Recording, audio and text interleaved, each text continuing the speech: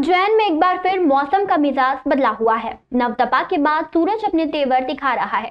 शनिवार को तापमान में 4 डिग्री की बढ़ोतरी हुई और पारा 40 डिग्री के पार चला गया। गर्मी ने लोगों को परेशान कर दिया है।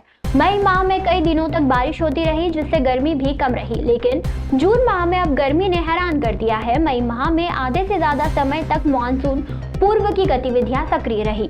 आंधी और बारिश का असर रहा कि 25 मई से शुरू हुआ नवतपा 3 जून को बिना तपे ही समाप्त हो गया। तापमान कम होने से लोगों को लग रहा था कि मौसम इसी तरह मेहरबान रहेगा और ज्यादा गर्मी नहीं पड़ेगी, परंतु पिछले कुछ दिनों से एक बार फिर पारा चढ़ने लगा है। जिवाजी वेधशाला में अधिकतम तापमान 40.5 डिग्री दर्ज किया गया था। लोग दिन भर उमस और गर्मी से बेहाल नजर आए। मुंह पर कपड़ा बांधे और सिर पर टोपी लगाकर घर से निकल रहे हैं। सुबह से सूरज के तेवर तीखे हो रहे हैं, हालांकि शाम को चलने वाली हवाएं थोड़ी राहत दे रही हैं। जिवाजी वेधशाला के अधीक्षक डॉक्टर राजेंद्र प्रकाश गुप्त ने बताया कि मौसम में लगातार परिवर्तन की स्थितियां बनी हुई हैं। इससे पारे में भी उतार चढ़ाव बना रह सकता है। मॉनसून मुंबई में अटक गया है। 10 जून के बाद बंगाल की खाड़ी में सिस्टम एक्टिव होने के बाद बारिश की स्थिति बन सकती है। उज्जैन के चरक भवन में लिफ्ट व्यवस्था एक बार फिर से विवादों में घिर गई है। आधा घंटे तक लिफ्ट बंद होने से मरीज के परिजन परेशान होते रहे, लेकिन कोई भी जिम्मेदार मदद के लिए नहीं पहुंचा। यह घटना उस समय हुई जब मरीज के परिजन लिफ्ट में फंस गए और उन्हें बाहर निकालने का कोई रास्ता नहीं मिला। चरक भवन में लगी हुई 8 लिफ्टों में से 4 लिफ्ट बंद और 4 लिफ्ट चालू है। जो लिफ्ट चालू है उनकी हालत इतनी खराब है कि वह कभी भी बंद हो जाती है। लिफ्ट नंबर 1 की हालत तो इतनी खराब है कि वह ऑटोमेटिक ही बंद हो जाती है। मरीज लिफ्ट में बाहर निकल रहे हों या अंदर जा रहे हों, उनके पहले ही बिना बटन दबाए ही बंद हो जाती है। ऐसे में जो व्यक्ति नीचे या ऊपर जाने के लिए लिफ्ट में घुसता है वह उसमें ही रह जाता है। लिफ्ट नंबर 2, लिफ्ट नंबर 4 और लिफ्ट नंबर 8 पूरी तरह से बंद पड़ी हुई है। वहीं लिफ्ट नंबर 6 भी आधिकारिक बंद पड़ी रहती है। जिला अस्पताल बंद होने के बाद यहाँ के सभी मरीज शिफ्ट कर दिए गए हैं, जिससे लिफ्टों का उपयोग बढ़ गया है। ऐसे में मरीजों का पहली मंजिल से लेकर 5वीं तक मरीजों का सबसे ज्यादा आना जाना रहता है। इन लिफ्टों में से कुछ में तो पंखे भी बंद हैं, जिसमें गर्मी के मौसम में लोग घबरा जाते हैं। इतनी लापरवाही के बावजूद जिम्मेदार इस और ध्यान नहीं दे रहे हैं। Civil surgeon doctor Ajay Diwakar का कहना है कि लिफ्ट सभी बढ़िया है, लेकिन लाइट नहीं रहने से यहाँ पर समस्या आती है।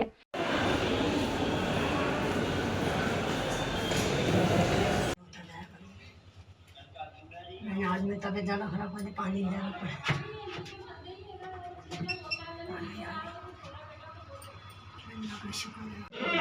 खुला पूरा नीचे आ गए बेसमेंट में। वापस आओ, वापस उज्जैन में फ्रीगंज में 1.3 हेक्टेयर में बनने जा रहे प्रदेश के पहले संयुक्त प्रशासनिक भवन के लिए टेंडर जारी कर दिया गया है। 134.97 करोड़ रुपए के इस प्रोजेक्ट का काम बारिश के बाद शुरू होने की संभावना है। इस भवन में कलेक्टर, एसपी सहित सभी जिला स्तरीय ऑफिस एक साथ लगेंगे, जिससे जरूरतमंदों को अपने काम करवाने में आसानी होगी। मुख्यमंत्री डॉक्टर मोहन यादव की मंशा अनुसार उज्जैन में बनने वाले संयुक्त प्रशासनिक भवन के लिए सरकार ने 134.97 करोड़ की प्रशासनिक स्वीकृति जारी होने के बाद टेंडर की प्रक्रिया शुरू कर दी है। यह प्रदेश का पहला ऐसा भवन होगा जहां कलेक्टर, एसपी के अलावा जिला स्तरीय सभी कार्यालय एक ही परिसर में संचालित होंगे। इसमें लोगों को अपने काम करवाने के लिए यहाँ वहां चक्कर नहीं काटना पड़ेगा। यह संयुक्त प्रशासनिक भवन फ्रीगंज में माधवनगर थाने के पास वाली 1.3 हेक्टेयर जमीन पर बनेगा। निर्माण एजेंसी भवन विकास निगम रहेगी। निगम के उप महाप्रबंधक निशांत पचौरी ने बताया कि भवन की ड्राइंग तैयार हो गई है। भवन 6 मंजिला होगा। बेसमेंट में 2 मंजिला पार्किंग के अलावा मल्टी लेवल पार्किंग भी रहेगी। 6 लिफ्ट के साथ 3-4 दिशाओं में गेट होंगे। बैठक के अलावा मीटिंग, कॉन्फ्रेंस और बीसी हॉल होंगे।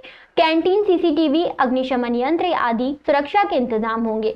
चूंकि यह प्रदेश का पहला संयुक्त प्रशासनिक भवन होगा, इसलिए इसका निर्माण बहुत ही योजनाबद्ध तरीके से किया जाएगा। बारिश के बाद इसका निर्माण शुरू होगा, तब तक टेंडर की प्रक्रिया पूरी की जाएगी। संयुक्त प्रशासनिक भवन फ्रीगंज में बनाया जाना है। एसपी पुलिस अधीक्षक महोदय कार्यालय के सामने बनाया जाना है जी। और इसमें ये बहुमंजिला भवन होगा, जिसमें 2 बेसमेंट होंगे जो पार्किंग के लिए उपयोग होंगे। पार्किंग के लिए और भी अलग से एक व्यवस्था है जो G+2 की व्यवस्था होगी। स्टिल्ट पर भी पार्किंग होगी और ऊपर के जो 6 मंजिल होंगे उसमें अलग अलग जिला कार्यालय संचालित होंगे। क्या सुविधा मिलेगी सर इसमें?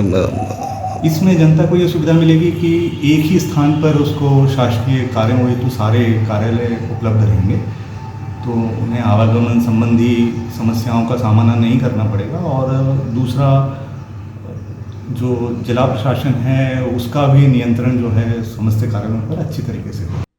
कोठी महल का नया शाही लुक उभरने का काम शुरू हो गया है। 28 करोड़ से पैलेस को संवारने का काम पूरा होगा। मध्य प्रदेश सरकार ने इस देश का अद्भुत वीर भारत संग्रहालय बनाने का निर्णय लिया है। स्मार्ट सिटी योजना के तहत इसका काम शुरू कर दिया गया है। कोठी पैलेस को वीर भारत संग्रहालय बनाने के लिए स्मार्ट सिटी ने पहले चरण के तहत 28 करोड़ रुपए से पैलेस का पुराना स्वरूप लौटाने का ठेका 2 कंपनियों ने मिलकर लिया है। नई दिल्ली की आर्किटेक्ट मैसर्स धरोहर ने इसकी डिजाइन तैयार की है। यह महल अब लाल पत्थरों से राजस्थानी लुक में नजर आएगा। फिलहाल कंपनी ने तोड़फोड़ और संवारने का काम शुरू कर दिया है। वीर भारत न्याय इसे संग्रहालय बनाएगा। ठेकेदार कंपनी द्वारा कोठी पैलेस के अंदर काम शुरू कर दिया है। मजदूरों द्वारा पुराने समय में निर्माण पर किए गए प्लास्टर को उखाड़ा जा रहा है। इसे पुराने समय की ईंट की दीवारों का रूप दिया जाएगा। इस काम में अभी काफी वक्त लगने की संभावना है, लेकिन इस बीच एक बड़ी समस्या यह है कि कोठी पैलेस में प्रशासनिक संकुल तरफ की एंट्री के पास चल रहे लोकायुक्त कार्यालय को प्रशासन अब तक दूसरी जगह शिफ्ट नहीं कर सका है। यह कार्यालय अभी भी यहीं संचालित हो रहा है। प्रशासन को जल्द से जल्द इस कार्यालय को शिफ्ट करने की आवश्यकता है ताकि संग्रहालय के निर्माण कार्य में कोई बाधा न आए। मध्य प्रदेश एवं छत्तीसगढ़ केंद्रीय श्री गुरु सिंह सभा द्वारा उज्जैन में आयोजित गुरुमत सिख कैंप का समापन समारोह संपन्न हुआ। यह कैंप दिनांक 1 से 8 जून तक श्री गुरु नानक देव जी के ऐतिहासिक संस्था गुरुद्वारा गुरु नानक घाट उज्जैन में आयोजित किया गया था। कैंप में 12 से 22 साल तक के 275 बच्चों ने भाग लिया, जिन्हें गुरबाणी, गुरुमत, सिख इतिहास एवं सिख रहत मर्यादा के बारे में जानकारी दी गई। कैंप में बच्चों को उम्र के हिसाब से 2 ग्रुपों में बांटा गया और अलग अलग स्लैब्स पढ़ाया गया। कैंप में रोजाना बच्चों को सुबह 5 बजे उठाया गया और सुबह के नित्यनेम के पाठ की शिक्षा दी जाती थी। इसके अलावा बच्चों को कीर्तन सिखाया गया। सुबह 9 से 10 बजे बच्चों को नाश्ता कराया जाता था और इसके बाद बच्चों की क्लास शुरू होती थी। कैंप में प्रिंसिपल की सेवा डॉक्टर हरभजन सिंह पटियाला द्वारा निभाई गई और उनके साथ पंजाब से आए प्रोफेसर सुरजीत सिंह भट्टी, प्रोफेसर बलविंदर कौर भट्टी, बीबी सुखमनी कौर, बीबी बलजीत कौर ने बच्चों को बहुत ही शानदार तरीके से पढ़ाया। आखिरी दिन बच्चों को इनाम और सर्टिफिकेट दिए गए। Singh of the camp Manmeet Singh, Kaur of the camp Jaspreet Kaur, junior best trainee Tuhipreet Singh, principal best trainee Jasmeer Kaur ने पुरस्कार प्राप्त किए। कार्यक्रम का संचालन महासचिव सुरजीत सिंह टुटेजा ने और आभार इकबाल सिंह गांधी ने किया। इस अवसर पर सिख समाज के संभागीय प्रवक्ता SN नारंग ने सभी को बधाई।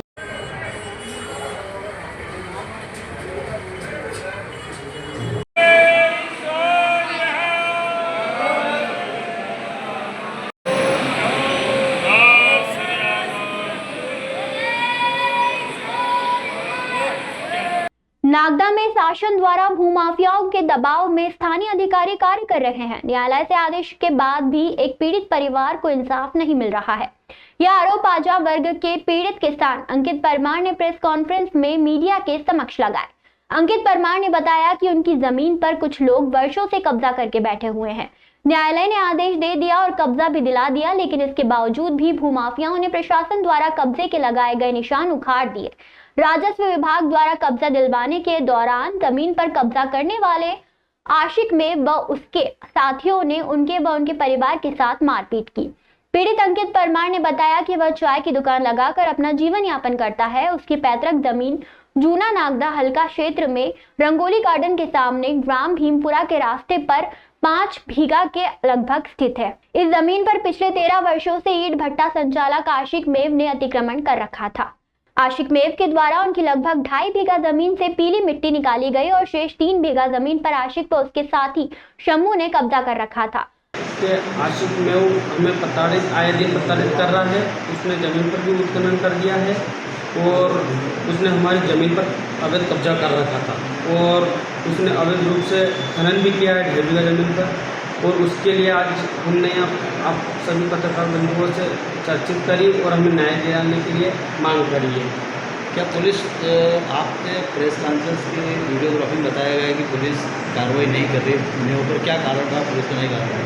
वो यही कारण है कि आशिक मेव एक पुलिस की साठगांठ में है, तो वो उनका एक मुखमरी के हिसाब से है और वो उनकी साठगांठ के हिसाब से उन पर कोई प्रकरण दर्ज नहीं। तो मैं कहीं ना कहीं आप मतलब आरोप लगा रहे हैं पुलिस के ऊपर कि पुलिस की साठगांठ से एक कार्य हो रहा है, और जिसके लिए मतलब पुलिस इसके ऊपर आरोप मतलब जो कार्रवाई नहीं कर रही है। किस तरीके से पुलिस की साठगांठ में रहा है? कहीं पुलिस के साथ उठना बैठना होता है? हाँ जी, पुलिस के साथ उनको उठना बैठना आए दिन वो कोई ना कहीं दौड़ करवाते रहते हैं और किसी न किसी मैटर में वो करते रहते हैं पुलिस वालों के साथ साठगांठ, तो इसलिए उनको मतलब ये माना है कि पुलिस के लिए एक तरह से वो जांच विभाग का काम कार्य करते हैं और दूसरा मुखबिर भी है। मुखबिर है तो पुलिस को शुभ लाभ कराते रहते हैं। शुभ लाभ कराते रहते हैं, इसलिए वो उन पर प्रकरण दर्ज नहीं करते। तो अभी जिस प्रकार से बताया आपने कि आपके साथ मारपीट भी हुई थी जी, तो कब की घटना है ये? दो अभी जून की बात है। महिदपुर तहसील के गांव ढुलेट के युवा गोकुल परमार ने अग्निवीर में देश की सेवा के लिए चयनित होने के बाद अपनी ट्रेनिंग पूर्ण की और शुक्रवार को अपने गांव पहुंचे। गांव पहुंचने पर उनके समाज सेवी विजय सिंह गौतम व ग्रामीणों ने उनका भव्य स्वागत किया। गोकुल परमार का हार पहनाकर सम्मान किया गया और उन्हें शुभकामनाएं दी गई। समाज सेवी विजय सिंह गौतम ने कहा कि देश के लिए गोकुल परमार का अग्निवीर भर्ती में चयन होना और ट्रेनिंग के पश्चात उनका स्वागत करना उनके लिए सौभाग्य की बात है।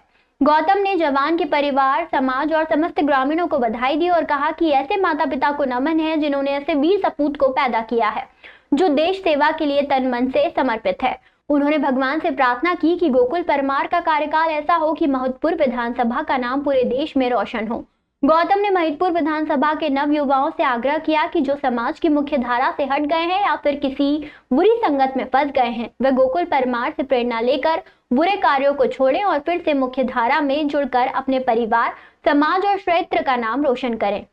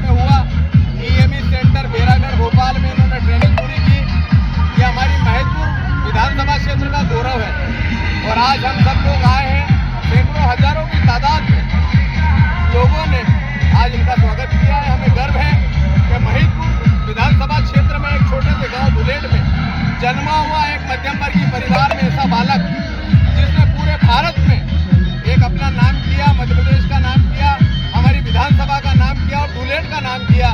मैं शुभकामना देता हूँ, बधाई देता हूँ और इनसे ये प्रार्थना करता हूँ गोकुल परमार से कि हमारे भारत की रक्षा और सुरक्षा करने के लिए अगर अपने जान की बलि और अपने जान की कुर्बानी भी देना पड़े तो आप निश्चित पीछे मत हटना।